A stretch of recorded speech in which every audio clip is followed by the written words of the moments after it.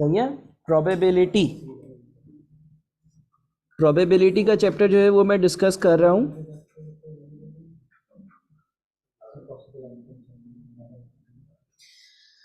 Probability का chapter जो है वो डिस्कस कर रहा हूँ। इसमें 3-4 कुछ प्रॉपर्टीज़ भी डिस्कस करनी है, बेसिक प्रोबेबिलिटी भी डिस्कस करनी है। बराए मेहरबानी खामोश रहना बिल्कुल, ठीक है ना।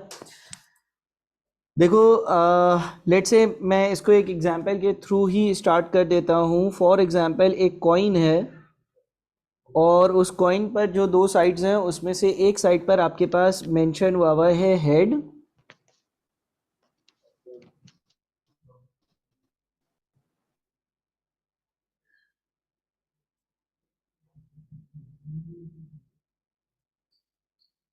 और दूसरी साइड पर जो है ना वो मेंशन हुआ है टेल। हेड और टेल दो चीज़ें मेंशन हुई हुई हैं। अब इस कॉइन को टॉस करूंगा तो कॉइन को टॉस कर कर या तो हेड आएगा या तो टेल आएगा। अगर किसी भी स्पेसिफिक एक्सपेरिमेंट के सारे आउटकम्स को मुझे एक साथ कर्ली ब्रैकेट्स में लिस्ट करना हो ना, तो उसको इस तरह से लिस्ट किया जाता है। कर्ली ब्रैकेट बनाए जाते हैं, उसमें लिख दिया मैंने हेड कॉमा टेल और फिर इस ब्रैकेट को क्लोज कर दिया। इस चीज को हम कहते हैं सैंपल स्पेस। सैंपल स्पेस का मतलब ये है कि ब्रैकेट्स में आपने जो कोई भी एक्सपेरिमेंट कर रहे थे उसके सारे पॉसिबल आउटकम्स को लिस्ट कर दिया। अब अगर कोई सवाल ये बोलता है कि भाई आप एक कॉइन को टॉस करते हो तो उस कॉइन को टॉस करने के टोटल आउटकम्स क्या क्या हो सकते हैं, तो ऊपर वाले केस के हिसाब से मेरे पास दो टोटल आउटकम्स हो सकते हैं। यानी कि जब मैं कॉइन को टॉस करूंगा तो या तो हेड आएगा या तो टेल आएगा। सही है। अगर सवाल ये पूछ ले कि किसी भी एक पर्टिकुलर बात की प्रोबेबिलिटी क्या है, मिसाल के तौर पर सवाल बोले कि इस बात की प्रोबेबिलिटी क्या है कि आप कॉइन को टॉस करोगे और हेड आएगा, तो आप बोलोगे फेवरेबल आउटकम्स, फेवरेबल आउटकम्स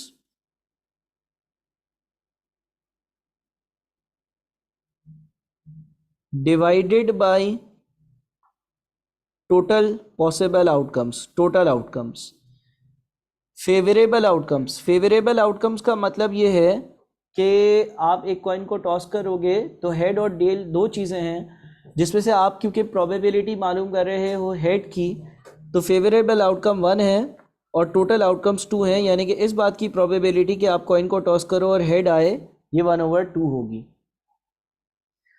इसी तरह से इसी केस में अगर कोई मुझसे ये पूछ ले कि इस बात की क्या प्रोबेबिलिटी है कि मैं कॉइन को टॉस करूंगा और टेल आएगा, तो वो भी 1/2 ही होगी। 1/2 इसलिए होगी क्योंकि दो टोटल पॉसिबिलिटीज़ हैं, दो चीज़ें हो सकती थी जिसमें से टेल आना एक चीज़ है और टेल आने की प्रोबेबिलिटी भी 1/2 है।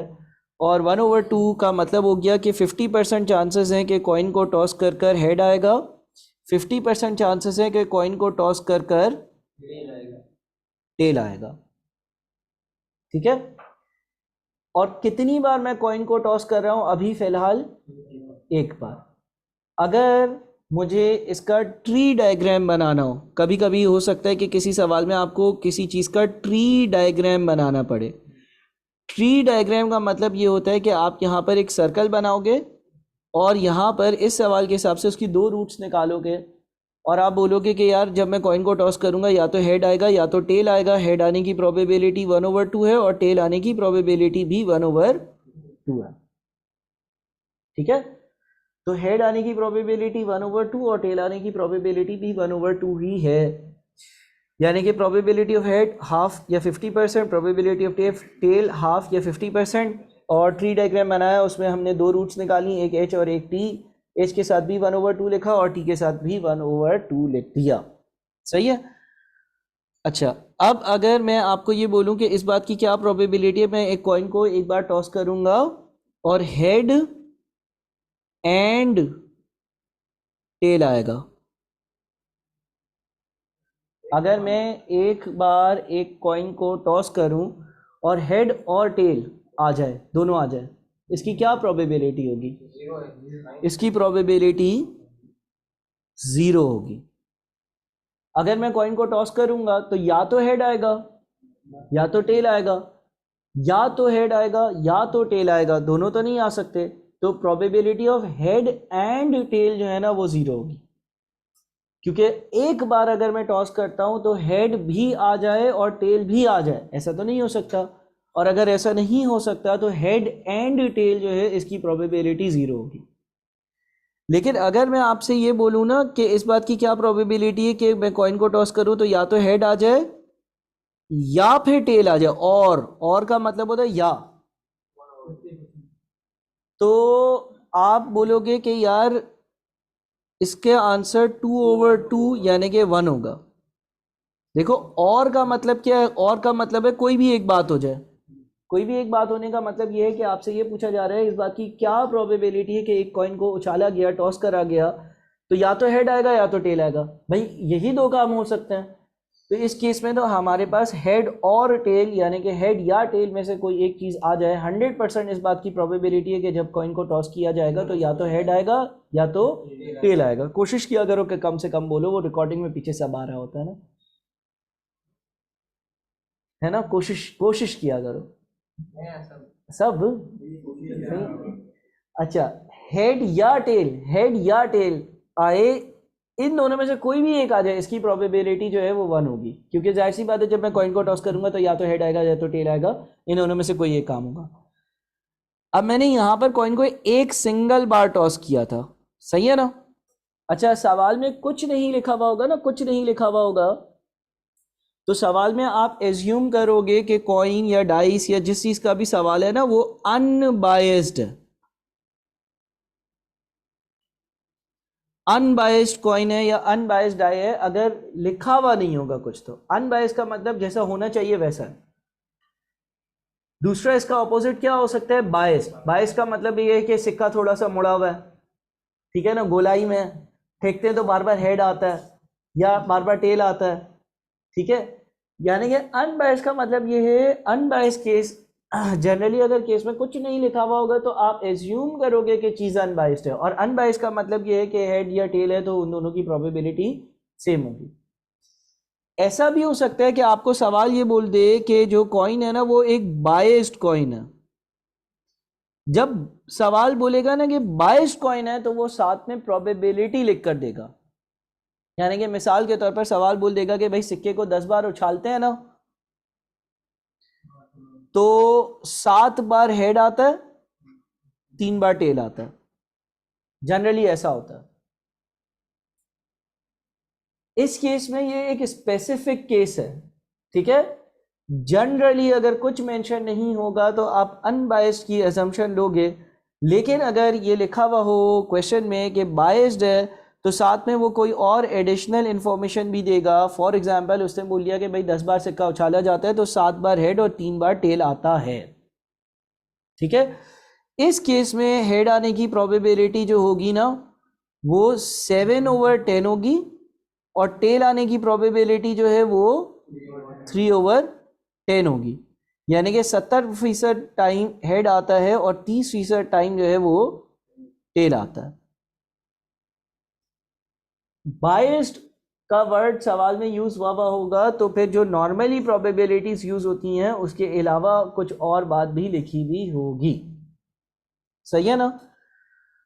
अच्छा, उसके बाद फिर एक और चीज देखो, यहां पर हमने ये देख लिया कि भाई हेड एंड टेल एक साथ आ सकता है क्या? हेड एंड टेल एक साथ नहीं आ सकता। तो हेड का आना एंड टेल का आना एक साथ, यानी कि प्रोबेबिलिटी ऑफ हेड और प्रोबेबिलिटी ऑफ टेल, या हेड का आना या टेल का आना, इसको हम कहते हैं म्यूचुअली एक्सक्लूसिव इवेंट्स, ठीक है। म्यूचुअली एक्सक्लूसिव इवेंट्स वो इवेंट्स होते हैं जो एक साथ नहीं अकर हो सकते। म्यूचुअली एक्सक्लूसिव इवेंट्स वो इवेंट्स होते हैं जो एक साथ अकर नहीं हो सकते, एक ही वक्त पर दोनों बातें नहीं हो सकती। और म्यूचुअली एक्सक्लूसिव इवेंट्स के केस में, म्यूचुअली एक्सक्लूसिव इवेंट्स के केस में जिस तरह से यहाँ पर हेड एंड टेल जो है वो म्यूचुअली एक्सक्लूसिव इवेंट है, तो म्यूचुअली एक्सक्लूसिव इवेंट्स के केस में क्योंकि दो चीज़ें एक साथ नहीं हो सकती, तो इन दोनों के एक साथ होने की प्रोबेबिलिटी भी जीरो है। जिस तरह से हेड एंड टेल एक साथ नहीं आ सकता ना, तो हेड एंड टेल दोनों, एक बार मैं कॉइन को टॉस करूं और हेड और टेल दोनों आ जाए, इसकी प्रोबेबिलिटी क्या होगी? जीरो होगी। म्यूचुअली एक्सक्लूसिव इवेंट के एक साथ होने की प्रोबेबिलिटी जीरो होती है। इन जनरल फॉर्म अगर ए एंड बी दो म्यूचुअली एक्सक्लूसिव इवेंट्स हैं तो probability of A and B is equals to zero. Probability of A and B is equals to zero. अगर दो इवेंट्स म्यूचुअली एक्सक्लूसिव इवेंट्स है तो उन दोनों के साथ होने की प्रोबेबिलिटी जो है वो जीरो होगी। हो ही नहीं सकते एक साथ, ठीक है, हो ही नहीं सकते एक साथ, तो फिर उनकी प्रोबेबिलिटी जो है वो जीरो होगी। इसी तरह से हम लोग जो है वो डाइस की बात करते हैं, ठीक है, और हम जो है वो अनबायस्ड डाइस की बात करते हैं। अनबायस्ड डाइस के केस पर आते हैं। अगर एक डाइस की बात करी जाती है तो उस पर जो नंबर्स लिखे हुए होते हैं वो होते हैं 1 2 3 4 5 6। 1 2 3 4 5 6 6 नंबर्स होते हैं। 1 2 3 4 5 6 6 नंबर्स होता है। अगर हम एक डाइस की बात करते हैं और लेट से ये एक अनबायस्ड डाइस है तो हर नंबर के आने की प्रोबेबिलिटी एक जितनी होगी, यानी कि 1/6 होगी। अगर मुझे ये पूछा जाएगा कि इस बात की क्या प्रोबेबिलिटी है कि 1 आएगा, तो मैं बोलूँगा 1/6। अगर इस बात की पूछी जाएगी प्रोबेबिलिटी के 2 आएगा तो मैं बोलूँगा 1/6। इसी तरह से इस बात की प्रोबेबिलिटी के 3 आएगा, वो भी 1/6 होगी। 4 आने की प्रोबेबिलिटी भी 1/6 होगी। 5 आने की प्रोबेबिलिटी भी 1/6 होगी। और 6 आएगा, इसकी प्रोबेबिलिटी भी 1/6 होगी, ठीक है, क्योंकि 6 में से एक बार होगा कि 1 आएगा, 6 में से एक बार होगा कि 2 आएगा। अगर मुझसे ये पूछ लिया जाए कि भाई इस बात की क्या प्रोबेबिलिटी कि आप एक डाइस को रोल करोगे और एक इवन नंबर आएगा। अब इवन नंबर कौन कौन से होते हैं? इवन नंबर होते हैं 2 4 और 6। तो मेरे फेवरेबल आउटकम्स क्या है? 3 है। टोटल आउटकम्स क्या है? 6 हैं। तो मेरा जो इस बात की प्रोबेबिलिटी के एक इवन नंबर आएगा, इसकी प्रोबेबिलिटी होगी 50%, 50%। इस बात की प्रोबेबिलिटी कि मैं एक डाइस को रोल करूं और एक इवन नंबर आए, इस बात की प्रोबेबिलिटी 50% होगी, 3/6 होगी। या 50% टाइम ऐसा होगा कि अगर मैं एक डाइस को रोल करता हूं तो एक इवन नंबर आता है। सही है।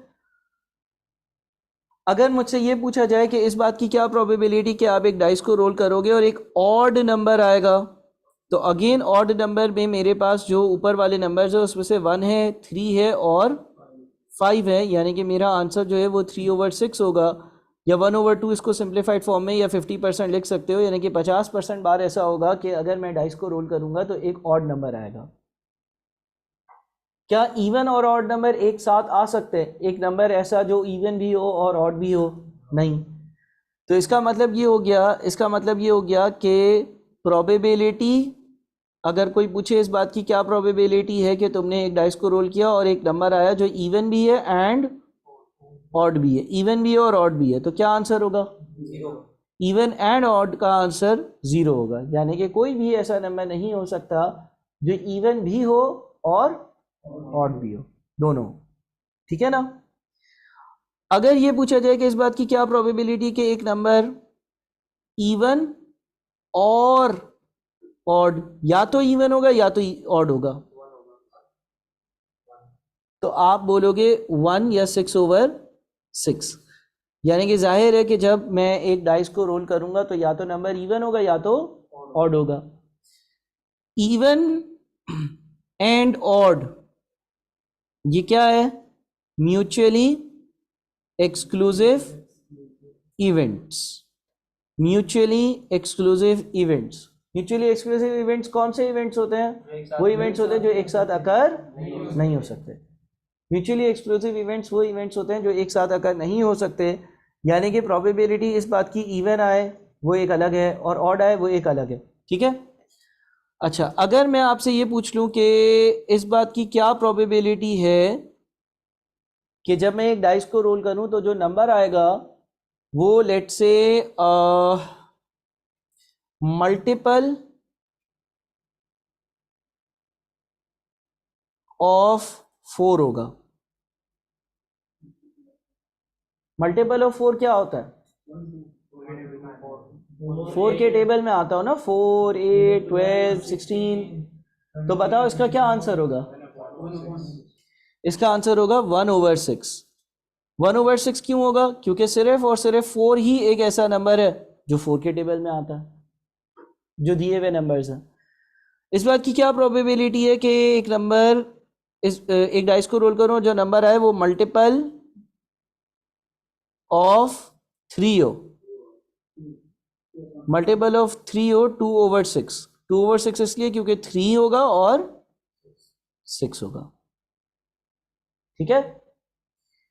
अच्छा, अगर मैं ये बोलूं कि मैंने एक डाइस को रोल किया, इस बात की क्या प्रोबेबिलिटी है कि एक number multiple of 4 and multiple of 3 हो? क्या आंसर होगा? क्या कोई ऐसा नंबर है जो कि 4 के और 3 के दोनों के टेबल्स में आता हो? इन नंबर्स में से, इन नंबर्स में से, क्योंकि हम डाइस को रोल कर रहे हैं, कोई भी नहीं है। तो मल्टीपल ऑफ 3 एंड 4 क्या होगा? 0। तो क्या मैं ये कह सकता हूं ये इवेंट्स म्यूचुअली एक्सक्लूसिव इवेंट्स है? म्यूचुअली एक्सक्लूसिव इवेंट्स कौन से होते हैं? जो एक साथ अकर नहीं हो सकते। तो मल्टीपल ऑफ 4 और मल्टीपल ऑफ 3 जो है ना, ये भी म्यूचुअली एक्सक्लूसिव इवेंट्स है, क्योंकि ये दोनों इवेंट्स एक साथ अकर नहीं हो सकते। अगर कोई भी दो events A and B mutually exclusive events होंगे तो probability of A and B कितना होगा? 0 होगा। दोनों के एक साथ होने की प्रोबेबिलिटी 0 होगी। ठीक है। अच्छा, इसी तरह से अगर लेट से मैं ये बोल दूं, इस बात की क्या प्रोबेबिलिटी है कि एक नंबर जो है ना वो इवन नंबर होगा एंड मल्टीपल ऑफ 4? 1/6। ठीक है। देखो, जब मैंने ये लिखा ना एंड का मतलब ये है कि दोनों शर्तें पूरी करनी है। शर्त नंबर पहली शर्त क्या है? इवन हो। अच्छा, इवन में मेरे पास क्या आता है? 2, 4 और 6। और मल्टीपल ऑफ 4 हो। मल्टीपल ऑफ 4 में क्या क्या आता है? मल्टीपल ऑफ 4 में 4 आता है। अब मुझे यहाँ पर कॉमन चीजें लेनी है, क्योंकि एंड लिखा हुआ है। एंड का मतलब ये है कि दोनों बातें, दोनों शर्तें, दोनों कंडीशंस पूरी हो रही हो। दोनों कंडीशंस क्या है? दोनों कंडीशंस ये हैं कि जो नंबर मैं सेलेक्ट करूं वो इवन भी हो और वो 4 के टेबल में भी आता हो। दोनों बातें पूरी हो रही हैं। तो सिर्फ और सिर्फ इनमें से 4 एक ऐसी चीज है जो दोनों बातें पूरी कर रहा, यानी कि 4 जो है वो इवन है और मल्टीपल ऑफ 4 है, दोनों चीजें। तो इस बात की प्रोबेबिलिटी कि एक नंबर जो मैं सेलेक्ट करूंगा वो इवन एंड मल्टीपल ऑफ 4 हो, उसमें सिर्फ 4 आता है और प्रोबेबिलिटी 1/6 बनती है।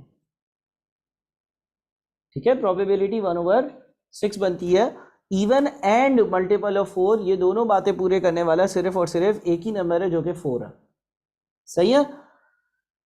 क्या यहां पर इवन एंड ये जो मल्टीपल ऑफ 4 है ये म्यूचुअली एक्सक्लूसिव इवेंट है?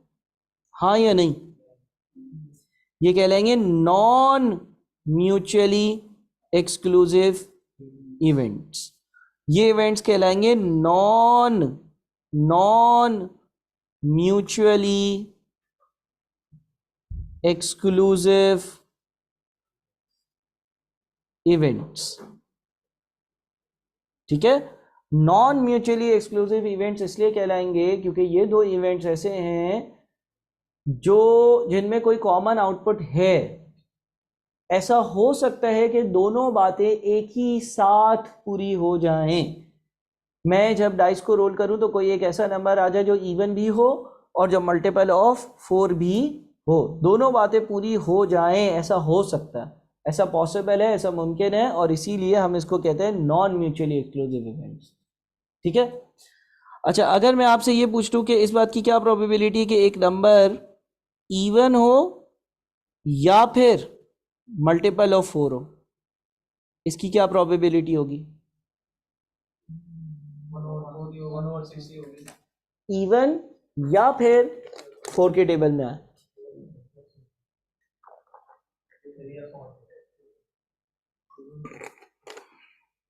क्या होगा? 3/6 होगा। 3/6 क्यों होगा? क्योंकि किसी भी एक शर्त को पूरा करना, किसी भी एक शर्त को पूरा करने का मतलब ये है कि इसमें जो जो चीजें आ रही हैं ना, उसमें आपके पास 2 है, 4 है और 6 है। 2, 4 और 6 क्यों है? 2, 4, 6 इसलिए है क्योंकि देखो, अगर 1 की बात करते हैं 1 इवन नहीं है, मल्टीपल ऑफ 4 भी नहीं है। 2 की बात करते हैं तो 2 इवन है। 3 की बात करते हैं 3 दोनों कंडीशंस में नहीं आता। 4 की बात करते हैं 4 दोनों में आ जाता। 5 की बात करते हैं कहीं नहीं आता। 6 की बात करते हैं तो वही इवन में आ जाता। यानी कि कोई भी, और का मतलब यह है कि कोई भी दी गई एक शर्त पूरी हो रही हो।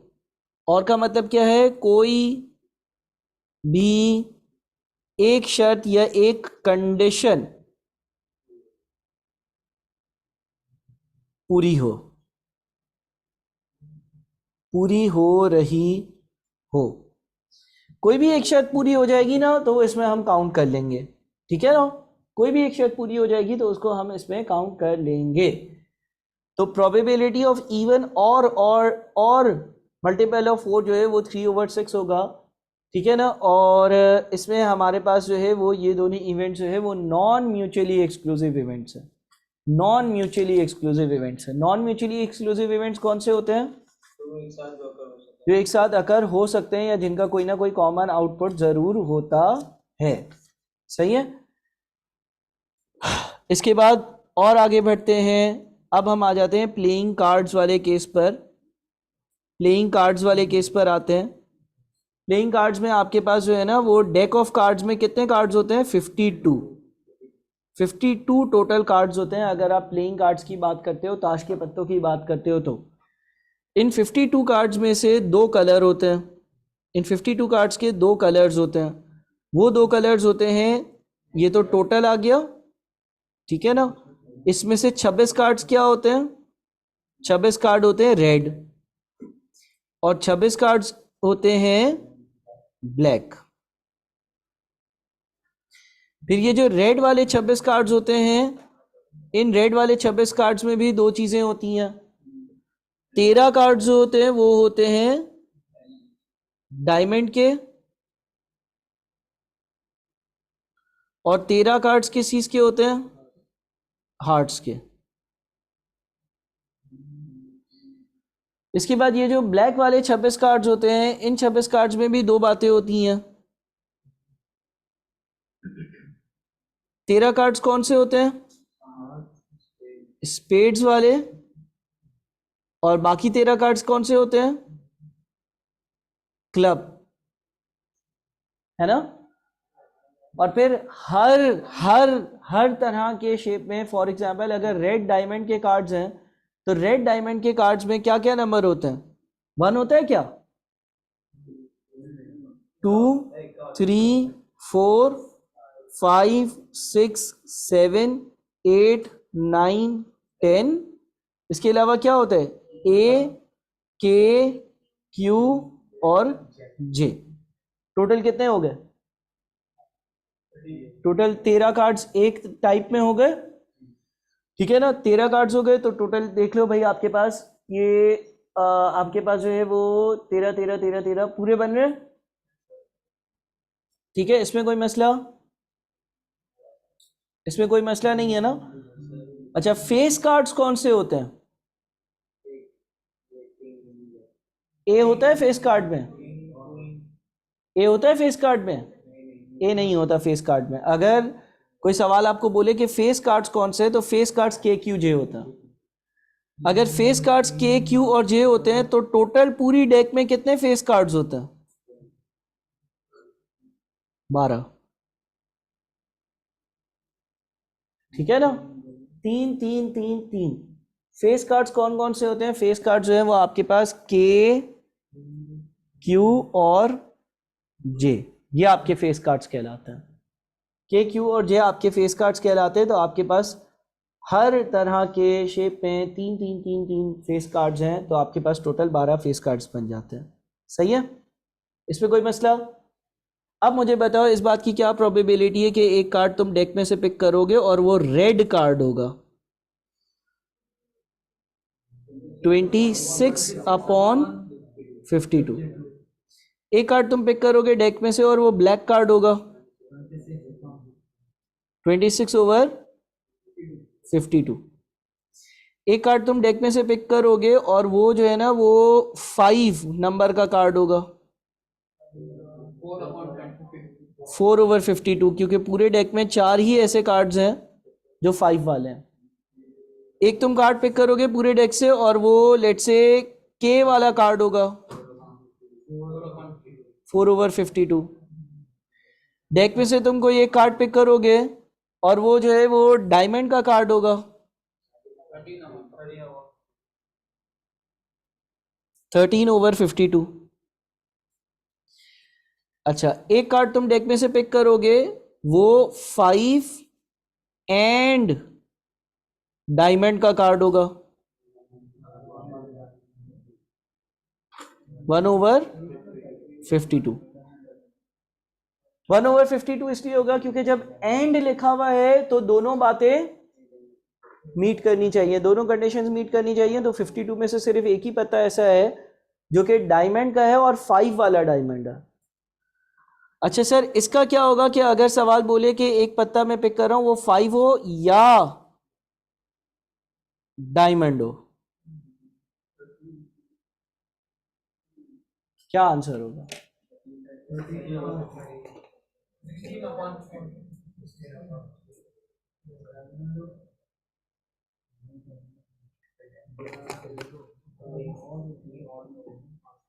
डायमंड या 5 हो? 16/52। 16/52 क्यों सर?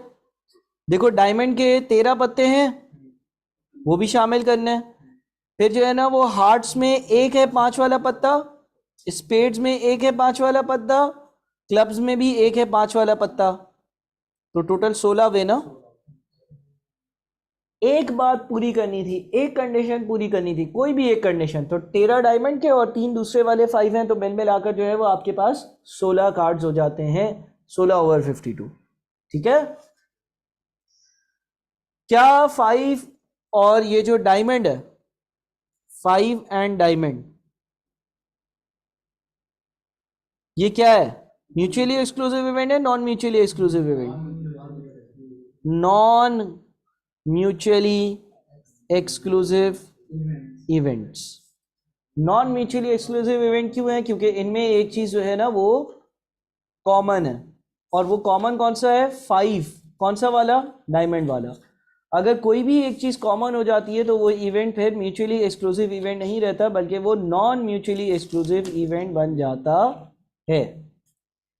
ठीक है? इसमें कोई मसला? कोई मसला? अच्छा, अब आप अपने पास लिखोगे addition, addition law of, addition law of mutually exclusive events. Mutually exclusive events कौन से इवेंट्स होते हैं? म्यूचुअली एक्सक्लूसिव इवेंट्स वो इवेंट्स होते हैं जो एक साथ अकर नहीं हो सकते। अगर दो म्यूचुअली एक्सक्लूसिव इवेंट्स होते हैं, अगर दो म्यूचुअली एक्सक्लूसिव इवेंट्स होते हैं, तो लेट से ए और बी दो इवेंट्स हैं जो कि म्यूचुअली एक्सक्लूसिव इवेंट्स हैं, तो ए एंड बी कितना होगा?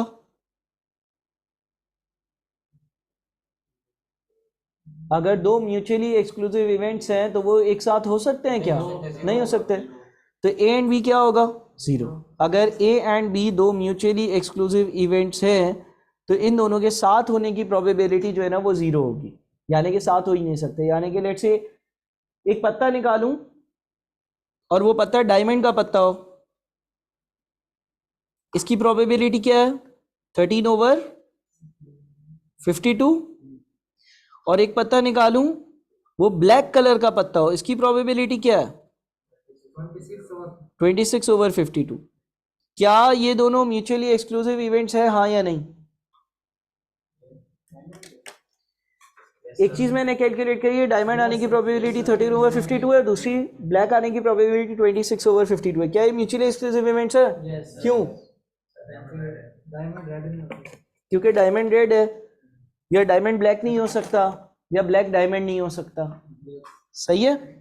यानी कि अगर एक पत्ता पिक करूंगा तो ऐसा नहीं हो सकता कि वो डायमंड भी हो और वो ब्लैक भी हो, इसीलिए ये म्यूचुअली एक्सक्लूसिव इवेंट है। अच्छा, अगर मैं आपको ये बोलूं इस बात की क्या प्रोबेबिलिटी कि एक पत्ता पिक करूंगा और वो जो है ना डायमंड या रेड होगा, यानी कि म्यूचुअली एक्सक्लूसिव इवेंट्स की बात कर रहा हूं। म्यूचुअली एक्सक्लूसिव इवेंट्स अगर होते हैं ना तो उसके केस में आप ये लिख सकते हो एडिशन लॉ के लिए, प्रोबेबिलिटी ऑफ ए और B is equals to probability of A plus probability of B. इसका क्या मतलब है? अगर कोई मुझसे ये पूछेगा कि एक पत्ता मैं पिक करता हूं रेंडमली और वो पत्ता डायमंड का पत्ता हो या ब्लैक पत्ता हो, इसकी क्या प्रोबेबिलिटी है? तो एक तो आप ऊपर जो आपको सिनेरियो दिया हुआ है उससे देख लो। सिनेरियो से देखते हो तो डायमंड वाले कितने पत्ते हैं? 13। और ब्लैक वाले कितने पत्ते हैं? 26। 26 13 कितना हुआ? तो या तो यूं ही कैलकुलेट कर लो 39/52, या फिर ऊपर वाली प्रोबेबिलिटी प्रॉपर्टी अप्लाई कर लो, डायमंड और black is equals to diamond की प्रोबेबिलिटी प्लस ब्लैक की प्रोबेबिलिटी। डायमंड की प्रोबेबिलिटी कितनी है? 13/52। ब्लैक की प्रोबेबिलिटी कितनी है? 26/52। इन दोनों का एडिशन कितना बना? 39/52। ठीक है। ये आपके पास जो है ना वो addition law of mutually exclusive events कहलाता है। अगर दो म्यूचुअली एक्सक्लूसिव इवेंट्स हैं ए एंड बी और उन दोनों की प्रोबेबिलिटी निकालनी है कि कोई एक चीज़ ए या बी में से हो, तो प्रोबेबिलिटी ऑफ ए और B is equal to probability of A plus probability of B.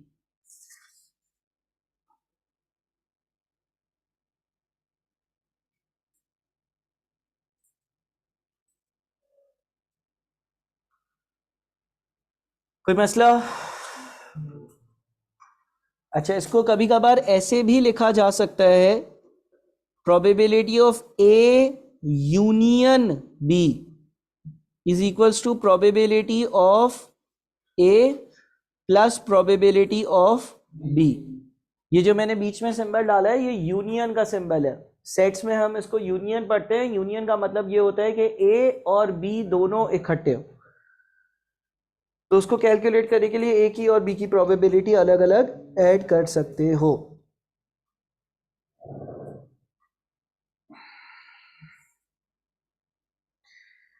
ठीक है।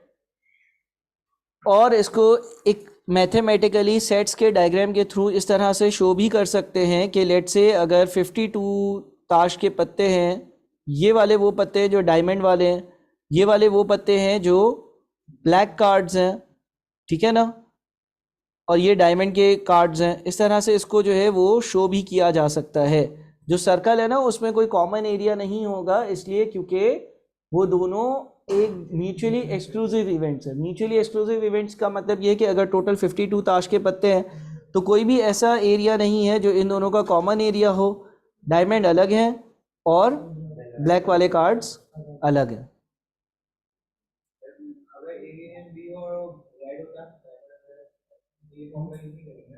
तो फिर वो क्या म्यूचुअली एक्सक्लूसिव इवेंट होता? नहीं होता। तो उस पर addition law of mutually exclusive event लगता? नहीं। क्या लगता? एडिशन लॉ ऑफ इंटरसेक्ट कर रहे होते, तो फिर addition law of non mutually exclusive event लगता ना, वो अभी करते हैं।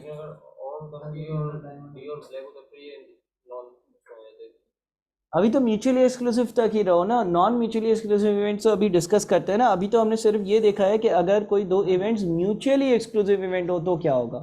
और म्यूचुअली एक्सक्लूसिव इवेंट्स का क्या मतलब है कि एक साथ अकर नहीं हो सकते। ठीक है, अब ये भी देख लेते हैं कि अगर दो events non mutually exclusive event हो तो क्या होगा। सही है, ये क्लियर है? हाँ, कहाँ लिखा? 13/52 और 26/52 म्यूचुअली एक्सक्लूसिव है ना, म्यूचुअली एक्सक्लूसिव इवेंट है ना, दोनों एक साथ अगर हो सकते हैं तो म्यूचुअली एक्सक्लूसिव हो गए। सही है। अगला, एडिशन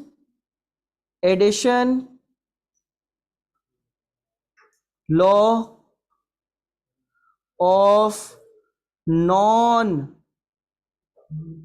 म्यूचुअली एक्सक्लूसिव इवेंट्स। अब हम पढ़ रहे हैं कि अगर कोई नॉन म्यूचुअली एक्सक्लूसिव इवेंट्स हो तो उस केस में क्या होगा। नॉन म्यूचुअली एक्सक्लूसिव इवेंट्स की बात हो रही है। ठीक है, देखो फॉर एग्जांपल इस बात की प्रोबेबिलिटी कि मैं डेक ऑफ कार्ड से एक कार्ड पिक करूं और वो डायमंड हो, क्या होगी? 13/52। इस बात की प्रोबेबिलिटी कि वो कार्ड जो है वो 5 का कार्ड हो, क्या होगी? 4/52, है ना। क्या ऐसा हो सकता है कि एक कार्ड पिक करूं और वो डायमंड भी हो और वो 5 का कार्ड भी हो सकता है। यानी कि ये दोनों इवेंट्स क्या है, ये दोनों इवेंट्स जो है वो नॉन म्यूचुअली एक्सक्लूसिव इवेंट्स है। नॉन म्यूचुअली एक्सक्लूसिव इवेंट्स इसलिए हैं क्योंकि ऐसा हो सकता है कि 5 एंड डायमंड, कोई कार्ड में पिक करूं और वो 5 भी हो और वो डायमंड भी हो। और वो कैसे होगा, वो हमारे पास 1/52 होगा। एक ऐसा पत्ता होता है 5 का जो डायमंड का पत्ता होता है ना।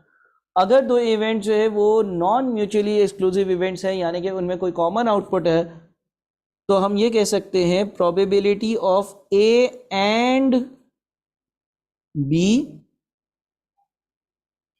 Is not equals to 0। अगर दो events non mutually exclusive events है तो नॉन म्यूचुअली एक्सक्लूसिव इवेंट्स के केस में probability of A and B is not equals to 0। A and B दोनों के साथ होने की प्रोबेबिलिटी 0 नहीं होगी बल्कि कुछ ना कुछ होगी, तभी तो ये नॉन म्यूचुअली एक्सक्लूसिव इवेंट्स है कि साथ में हो सकते हैं अगर। और अगर हो सकते हैं तो यहाँ पर दूसरी चीज़ ये है कि अगर फॉर एग्जांपल आपसे ये पूछा जाए इस बात की क्या प्रोबेबिलिटी है कि एक कार्ड में पिक करूंगा वो 5 होगा या डायमंड होगा, 5 या डायमंड होगा, तो इसका क्या आंसर निकलेगा?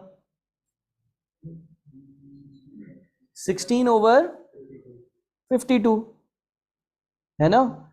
इसमें क्या होगा, डायमंड के 13 पत्ते, एक 5 हार्ट्स वाला, एक 5 स्पेड्स वाला और एक 5 क्लब वाला। नॉन म्यूचुअली एक्सक्लूसिव इवेंट्स के केस में प्रोबेबिलिटी ऑफ ए और बी, ए या बी की probability is equals to probability of A plus probability of B minus probability of A and B. ऐसे भी हो सकता है। नॉन म्यूचुअली एक्सक्लूसिव इवेंट्स में अगर आपने ए और बी दो events non mutually exclusive events है और उन दोनों में से कोई भी एक बात हो जाए, इसकी प्रोबेबिलिटी कैलकुलेट करनी है जो कि 16/52 का आंसर आया है, तो आप इस तरह से भी कैलकुलेट कर सकते हो। प्रोबेबिलिटी ऑफ ए और बी कैलकुलेट करने के लिए प्रोबेबिलिटी ऑफ ए, मिसाल के तौर पर आपसे पूछा जाए कि इस बात की क्या प्रोबेबिलिटी के ताश के पत्तों में से एक पत्ता पिक करेंगे वो या तो 5 होगा या तो डायमंड होगा, तो आप बोलोगे कि 5 की प्रोबेबिलिटी प्लस डायमंड की प्रोबेबिलिटी माइनस 5 एंड डायमंड की प्रोबेबिलिटी, ऐसे भी कैलकुलेशन कर सकते हो। अब 5 की प्रोबेबिलिटी का क्या मतलब है, कितने पत्ते होते हैं 52 में से 5 वाले, 4/52। इसमें क्या क्या शामिल है, इसमें डायमंड का 5 शामिल है, हार्ट का शामिल है, स्पेड्स का शामिल है और क्लब्स का शामिल है, plus probability of diamond. Probability of diamond कितना है? 13/52। इसमें क्या क्या शामिल है? डायमंड के 2 से लेकर 10 और ए से ले ए और 3 फेस कार्ड्स के क्यू जे। सही है? माइनस 5 एंड डी, यानी कि ऐसा कौन सा कार्ड है जिसपे 5 भी होगा और डी भी होगा? एक ही कार्ड होगा, उसकी प्रोबेबिलिटी 1/52। इसको सॉल्व करो, कितना आता है? 16/52। होता यह है कि देखो यहां पर भी 5 का डायमंड शामिल था और यहां पर भी 5 का डायमंड शामिल था, तो उसकी डबल काउंटिंग जो हो गई थी, उस डबल काउंटिंग को हटाने के लिए मैन्युअली मैंने जो है वो 5 एंड डायमंड को सब्ट्रैक्ट कर दिया, तो सेम आंसर आया। ठीक है, दोनों केसेस में आपके पास आंसर सेम आया। ये आपके पास कहलाता है addition law of non mutually exclusive events. Addition law of non mutually exclusive events.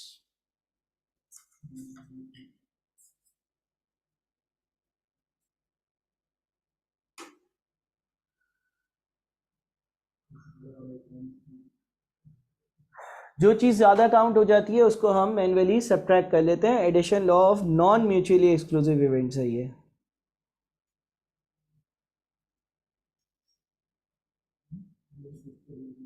सही है भाई, इसमें कोई मसला?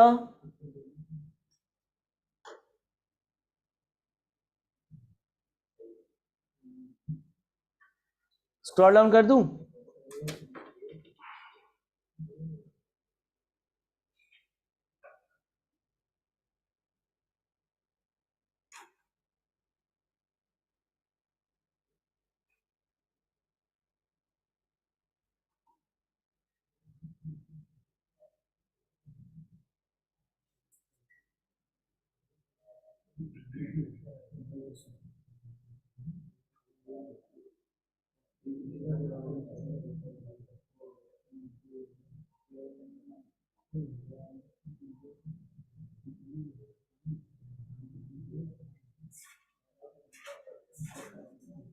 हो गया? अच्छा जी, कुछ और बेसिक सी बातें। अब लेट से वही कॉइन वाली एग्जांपल पर आते हैं। एक कॉइन है और उस कॉइन पर क्या लिखा हुआ है? हेड या टेल।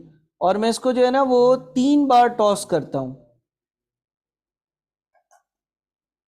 3 बार टॉस करता हूं, और मुझे सवाल ये बोलते हैं कि इसका जो है ना वो ट्री डायग्राम बनाओ। Tree diagram. तो पहली बार मैं टॉस करूंगा, जब मैं पहली बार टॉस करूंगा या तो हेड आएगा या तो टेल आएगा। जब पहली बार टॉस करूंगा और हेड आ गया, उसके बाद दोबारा टॉस करूंगा, दोबारा टॉस करूंगा, हेड आएगा या टेल आएगा। उसके बाद दोबारा टॉस करूंगा, दोबारा या तो हेड आएगा या तो टेल आएगा। ठीक है, इसी तरह से दूसरी बार अगर टेल आया है तो फिर वापस से हेड या टेल आ सकता है। पहली बार टॉस किया होगा और टॉस करके टेल आया तो उसमें भी दूसरी बार हेड भी आ सकता है, टेल भी आ सकता है। दूसरी बार हेड आए उसके बाद भी हेड आ सकता है और टेल आ सकता है, या फिर टेल आए तो फिर हेड आ सकता है या टेल आ सकता है। यानी कि एक कॉइन को अगर मैं 3 बार टॉस करूंगा तो उसका ट्री डायग्राम कुछ इस तरह का नजर आ रहा होगा।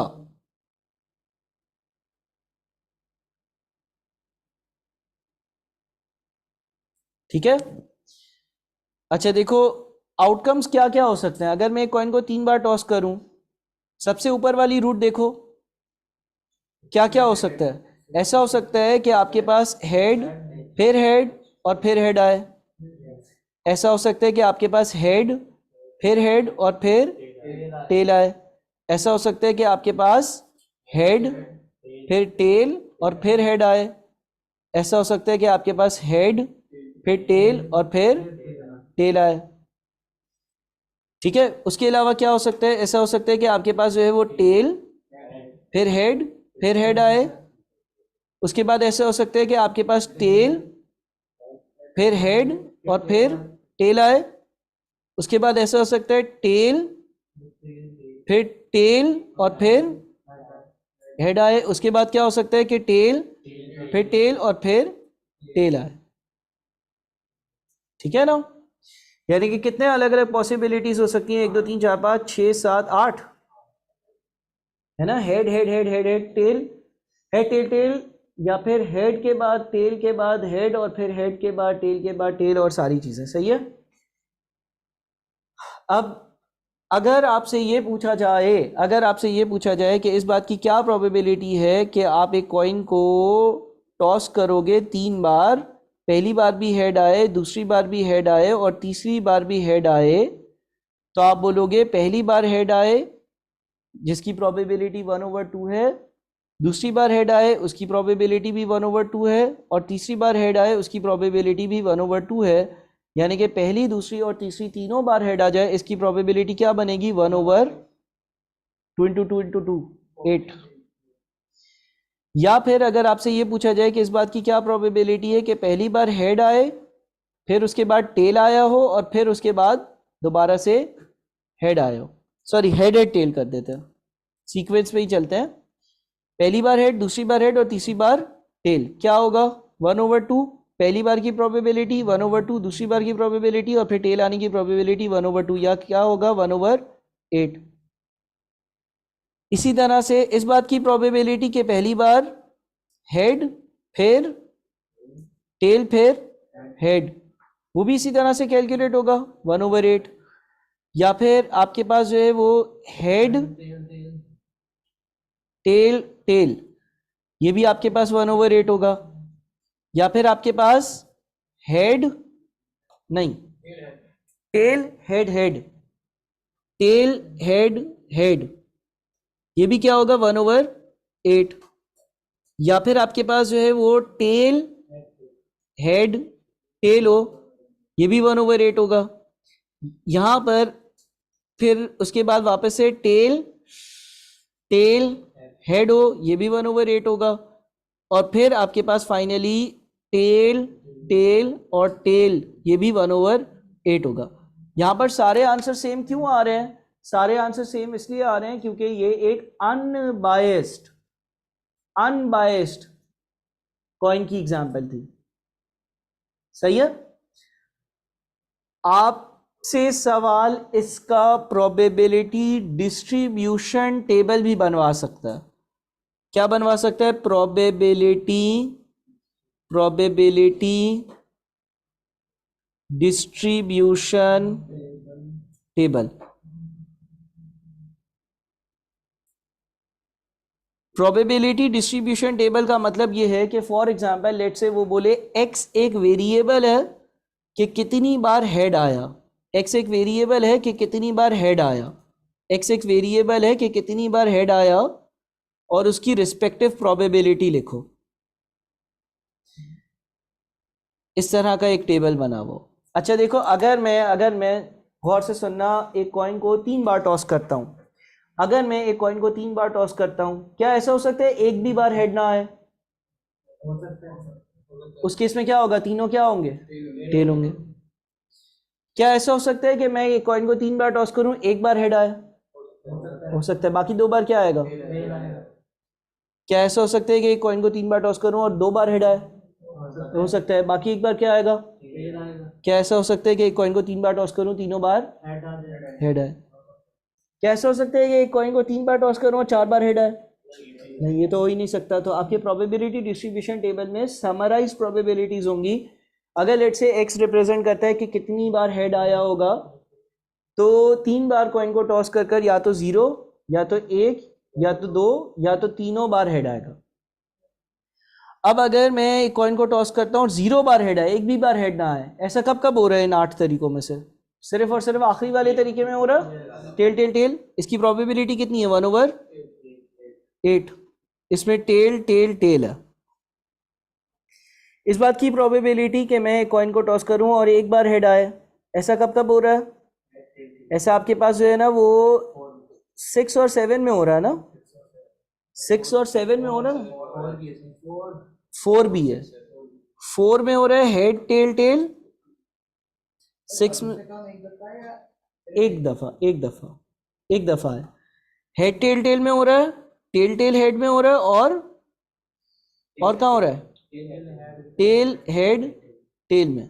तो 1/8 1/8 और 1/8 कितना हो जाता है? 3/8 हो जाता है। अच्छा, इस बात की प्रोबेबिलिटी कि आप एक कॉइन को 3 बार टॉस करो और उसमें से 2 बार हेड आया हो, तो आपके पास हेड हेड टेल है, हेड हेड टेल है, और क्या है? हेड टेल हेड है, और क्या है? टेल हेड हेड है। यानी कि ये क्या होगा? 3/8। और तीनों बार हेड आया हो, 1/8। यानी कि ये आपने जो टेबल बनाया ना, ये 3 टॉसेस का है, ये 3 टॉसेस का है कि भाई अगर कोई बंदा 3 बार, कोई अगर बंदा 3 बार कॉइन को टॉस करेगा, तो इस बात की प्रोबेबिलिटी कि तीनों में से 0 बार हेड आया हो, ऐसा 1/8 टाइम्स होगा। तीनों में से सिर्फ एक बार हेड आया हो, ऐसा 3/8 टाइम्स होगा। और तीनों में से 2 बार हेड आया हो, ऐसा 3/8 टाइम्स होगा। और तीनों बार हेड आया हो, ऐसा 1/8 टाइम्स होगा। ठीक है, ये टेबल कहलाता है प्रोबेबिलिटी डिस्ट्रीब्यूशन टेबल।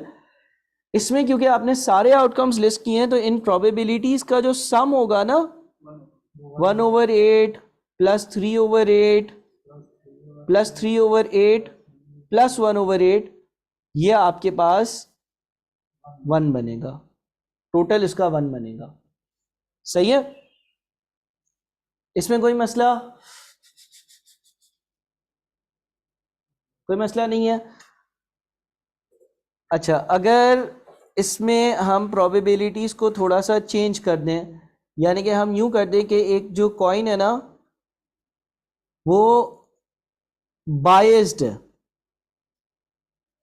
और बायस कॉइन ऐसा है कि कभी भी उसको टॉस करते हैं तो हेड आने की प्रोबेबिलिटी 7/10 होती है, और टेल आने की प्रोबेबिलिटी जो है ना, वो 3/10 होती है। और आपने जो है ना, नंबर ऑफ टॉसेस जो है ना, नंबर ऑफ टॉसेस वो 2 हैं। इसका अगर हम ट्री डायग्राम बनाएंगे, तो हमारे पास, हम पहली बार जब कॉइन को टॉस करेंगे, तो या तो हेड आएगा या तो टेल आएगा। हेड आने की प्रोबेबिलिटी क्या होगी? 7/10। टेल आने की 3/10। जब आप पहली बार टॉस करोगे और हेड आ गया, उसके बाद आप दोबारा से टॉस करोगे, दोबारा से हेड आ जाए, इसकी प्रोबेबिलिटी क्या होगी? 7/10। टेल आ जाए, क्या होगी? 3/10। पहली बार टेल आया, उसके बाद हेड आने की प्रोबेबिलिटी क्या होगी? 7/10। टेल आ जाए, इसकी प्रोबेबिलिटी क्या होगी? 3/10। ठीक है, अब इस केस में आपके पास इस बात की प्रोबेबिलिटी कि पहली बार भी हेड आए और दूसरी बार भी हेड आए, क्या बनेगा? 7/10 मल्टीप्लाइड बाई 7/10, यानी कि 49/100। इस बात की प्रोबेबिलिटी कि पहली बार हेड आया हो और दूसरी बार टेल आ जाए, इसके लिए आप लिखोगे 7/10 मल्टीप्लाइड बाई 3/10, यानी कि 21/100। इस बात की प्रोबेबिलिटी कि पहली बार हेड आया, पहली बार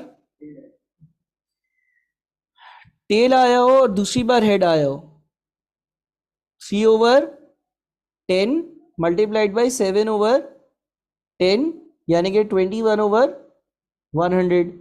इस बात की प्रोबेबिलिटी कि पहली बार भी टेल आया हो और दूसरी बार भी टेल आया हो, 3/10 मल्टीप्लाइड बाई 3/10, यानी कि 9/100। आप इन सबका सम करो, कितना बनता है? 100/100, यानी कि 1 बनेगा। देख लो, चेक करो।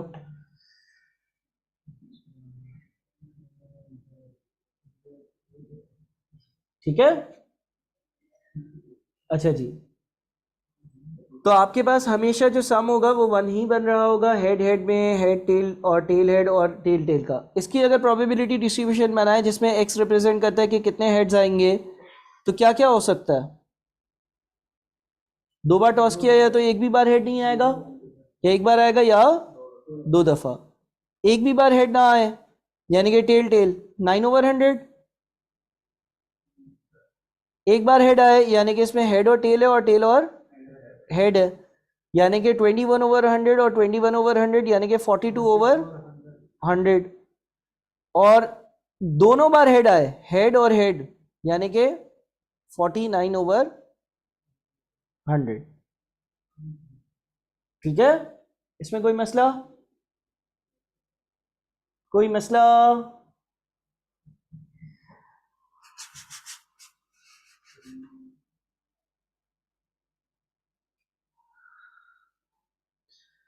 कोई मसला है? नहीं है? पक्का? अच्छा, मैं अब इस सवाल को थोड़ा सा एक्सपेक्टेड वैल्यू की तरफ लेकर जाता हूँ। देखो, लेट से मैं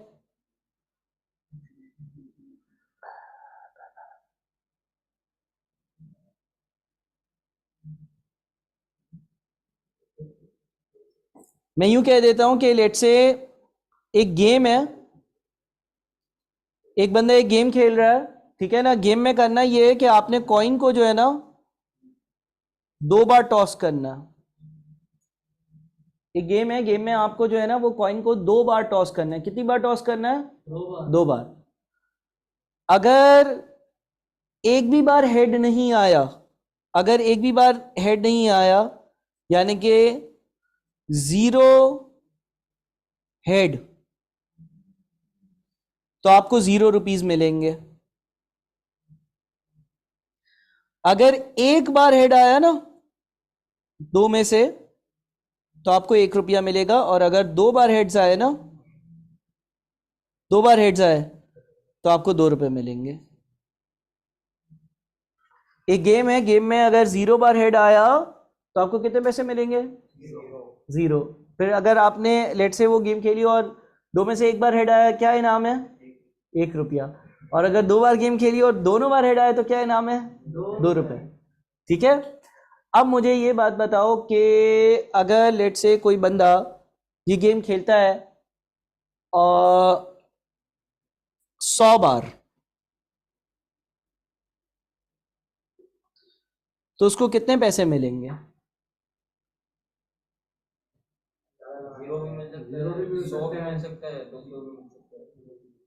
100 बार गेम खेला, एक्सपेक्टेड क्या है उसको? वो जो घर पैसे लेकर जाएगा वो कितने होंगे? 0 भी हो सकता है, 100 भी हो सकता है और 200 भी हो सकता है। प्रोबेबिलिटी को अकाउंट फॉर करते हुए ना। फॉर एग्जाम्पल लेट से एक 2 क्रिकेट टीम्स मैच खेल रही हैं। आपको पता है एक क्रिकेट टीम जो है वो 70% मैच खेलती है। अगर वो 10 मैचेस खेलेगी तो कितने जीतेगी? 7 जीतेगी ना। इस तरह तो तुमने नहीं बोला ना 0 भी जीत सकती है, 10 भी जीत सकती है। तुमने एक नंबर बताया ना, एक्सपेक्टेशन बताई ना अपनी, कि अगर यार एक क्रिकेट टीम 70% गेम्स जीतती है तो 10 खेलेगी तो 7 जीतेगी। तो इसी तरह से मैं तुम्हें बोल रहा हूँ ना कि अगर इस कंडीशन के हिसाब से कॉइन को टॉस किया जाए और उस बंदे को बोला जाए कि एक भी बार हेड नहीं आएगा तो तुम्हें 0 रुपए मिलेंगे, एक बार हेड आएगा तो तुम्हें 1 रुपया मिलेगा, 2 बार हेड आएंगे तो तुम्हें 2 रुपए मिलेंगे। ये बंदा गया और इसने 100 बार गेम खेली, कितने पैसे मिलेंगे इसको?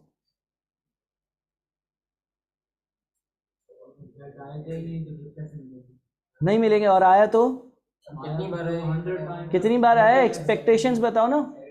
70 कैसे आया? हेड की प्रोबेबिलिटी 2 बार टॉस किया ना, एक बार थोड़ी टॉस किया। देखो मेरी बात सुनो, आपने ये टेबल बनाया, ये टेबल आपको क्या बताता है? ये टेबल आपको ये बताता है कि अगर कोई फारिग बंदा 100 बार 2 सिक्के उछालेगा तो 100 में से 9 बार क्या होगा? 0 आएगा कि एक भी हेड नहीं आएगा। इसका मतलब ये फारिग बंदा अगर 100 बार ये गेम खेलेगा तो 9 बार क्या होगा? कोई पैसे नहीं जीतेगा ये। और ये टेबल आपको ये बताता है कि अगर ये बंदा 100 बार 2 बार कोई 100 बार जो है वो 2 कॉइन्स उछालेगा तो उसमें से 42 टाइम्स क्या होगा? एक हेड आएगा। तो जब एक हेड आएगा तो इसको कितने पैसे मिलेंगे? 1 रुपया मिलेगा, तो 42 रुपीज मिलेंगे। और ये बंदा जब 100 बार 2 कॉइन्स को टॉस करेगा उसमें से 49 टाइम्स क्या होगा? 2 बार हेड आएगा, तो इसको कितने पैसे मिलेंगे? 98 रुपीज मिलेंगे। यानी कि मैं ये कह सकता हूं कि 100 गेम्स खेलने के बाद इसको कितने पैसे मिलेंगे? 98 और 42 को ऐड करो, 140 रुपए मिलेंगे। कितनी गेम्स में? 100 गेम्स में। तो on an average her game में कितने मिल रहे हैं? अगर 140 100 गेम्स में मिल रहे हैं तो on an average her game में कितने मिल रहे हैं? 1.4। ये बात समझ गए हो? अगर उसको 100 बार गेम्स खेलेगा तो 9 बार 0 रुपीज जीतेगा, 42 बार 1 रुपया जीतेगा, 49 बार 2 रुपये जीतेगा, तो 140 रुपये गेम घर लेकर जाएगा। 140 रुपये घर लेकर जाएगा कितनी बारियों में, कितने गेम खेलकर? 100 गेम्स खेलकर। तो ऑन एन एवरेज एक गेम में कितने रुपए जीतता है? 1.4। अब वो दुकानदार बोल रहा है गेम खेलने के लिए मैं तुमसे 1 रुपये की फीस लूंगा। बताओ गेम खेलना चाहिए हाँ या नहीं? खेलना चाहिए ना।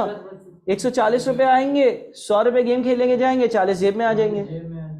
दुकानदार बोलते हैं एक गेम खेलने के मैं तुमसे जो है ना 1 रुपया और 25 पैसे लूंगा, 1.25 रुपीज लूंगा। खेलना चाहिए।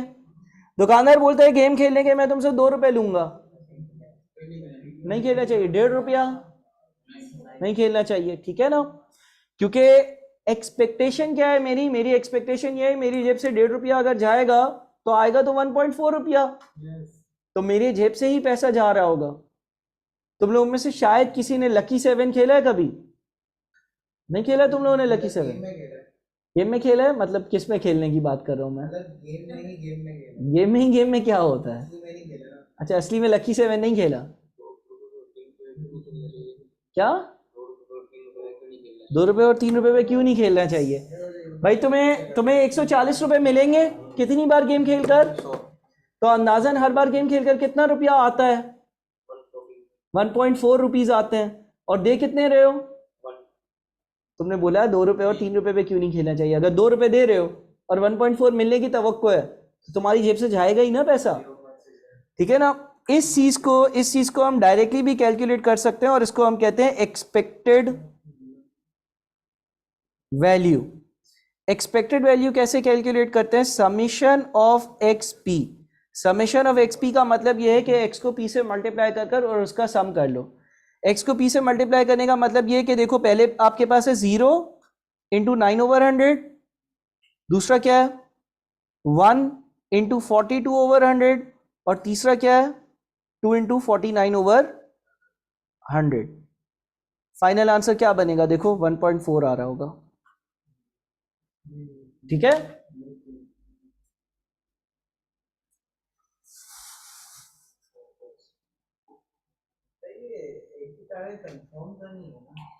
कंफर्म तो कुछ भी नहीं है। कंफर्म एक्सपेक्टेड वैल्यू का मतलब होता है प्रोबेबिलिटी को हिसाब किताब में लेकर ये एक्सपेक्टेशन क्या है कि क्या होगा। क्या पता 200 जीत जाए, क्या पता 1 भी रुपया ना जीते। ठीक है? बेस्ड ऑन पास्ट रिजल्ट्स या प्रोबेबिलिटीज आप एक चीज कैलकुलेट कर रहे हो कि यार ये मोस्ट लाइकली ये नतीजा हो सकता है। बेस्ड ऑन द प्रोबेबिलिटीज आप ये कैलकुलेट कर रहे हो कि यार 100 गेम्स खेलूंगा ना तो 140 जीतूंगा बेस्ड ऑन पास्ट रिजल्ट्स। लेकिन हो तो कुछ भी सकता है, ऐसा भी हो वो उछाले जाए हेड ही नहीं आ रहा।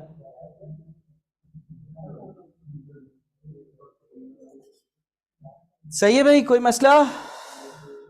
यहाँ पे रिकॉर्डिंग को ऑफ करता हूँ और आप लोगों को काम दे देता हूँ।